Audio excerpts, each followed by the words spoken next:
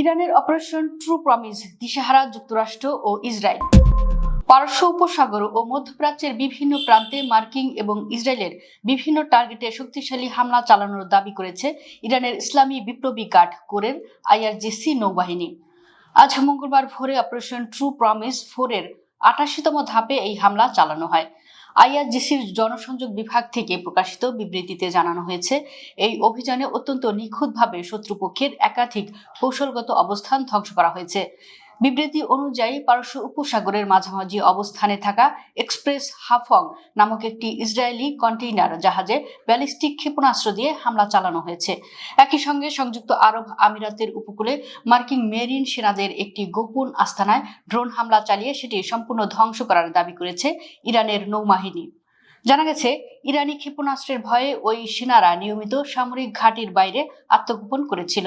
এছাড়া বাহরাইনের মানামা বিমানবন্দরের কাছে অবস্থিত মার্কিন পঞ্চম নৌবহরের একটি ড্রোন প্রতিরোধী ব্যবস্থা এবং কুয়েতে অবস্থিত জাবের আল আহমাদ সামরিক ঘাঁটির দুটি উন্নত আর্লি ওয়ার্নিং রাডারও আইআরজিসি ড্রোন হামলায় অকেজো হয়ে গেছে। আইআরজিসি জানিয়েছে, কৌশলগত হরমুজ প্রণালী বর্তমানে সম্পূর্ণ তাদের নিয়ন্ত্রণে রয়েছে।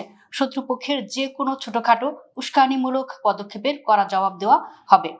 ২৮ ফেব্রুয়ারি ইরান বিরোধী যুদ্ধ শুরু হওয়ার পর থেকে এটি তেহরানের পক্ষ থেকে ৮৮তম বড় ধরনের পাল্টা আঘাত। গত সোমবারও IRGC navy commander rear admiral Alireza তাংসিরির শাহাদাতের বদলা হিসেবে ৮৭তম ঢেউয়ের অভিযান পরিচালনা করেছিল। সাম্প্রতিক দিনগুলোতে সামরিক লক্ষ্যবস্তুর পাশাপাশি মার্কিন সামরিক সাপ্লাই চেইনের সাথে যুক্ত বিভিন্ন অর্থনৈতিক অবকাঠামোতেও হামলার পরিধি বাড়িয়েছে ইরান। উল্লেখ্য, সৌদি আরবের একটি সামরিক ঘাঁটিতে ইরানের সাম্প্রতিক হামলায় আমেরিকার একটি অত্যাধুনিক আগাম সতর্কবার্তা প্রদানকারী গোয়েন্দা বিমান মারাত্মকভাবে ক্ষতিগ্রস্ত হয়েছে। এই ঘটনায় বেশ কয়েকজন মার্কিন সেনাও আহত হয়েছেন বলে জানা গেছে।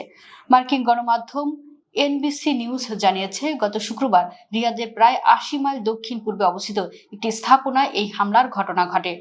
প্রতিবেদনে বলা হয়েছে, ইরানের এই হামলায় ক্ষতিগ্রস্ত বিমানটি মূলত একটি E370 মডেলের বিশেষায়িত নজরদারি বিমান। এই ঘটনাকে মধ্যপ্রাচ্যে মার্কিন সামরিক সম্পদের উপর সাম্প্রতিক সময়ের অন্যতম বড় এবং সংবেদনশীল আঘাত হিসেবে দেখা হচ্ছে। প্রতিরক্ষা বিশেষজ্ঞদের মতে, এ ধরনের বিমানকে লক্ষ্যবস্তু করায় ওই অঞ্চলে মার্কিন সামরিক বাহিনীর হুমকি শনাক্তকরণ এবং বিমান হামলা পরিচালনার সক্ষমতা মারাত্মকভাবে বাধাগ্রস্ত হতে পারে। E370 বিমানটি মার্কিন বাহিনীর অন্যতম গুরুত্বপূর্ণ flying command and control centre হিসেবে পরিচিত, যা আকাশ ও সমুদ্রের ৩৬০ কিলোমিটারেরও বেশি দূরত্বের লক্ষ্যবস্তু শনাক্ত করতে সক্ষম।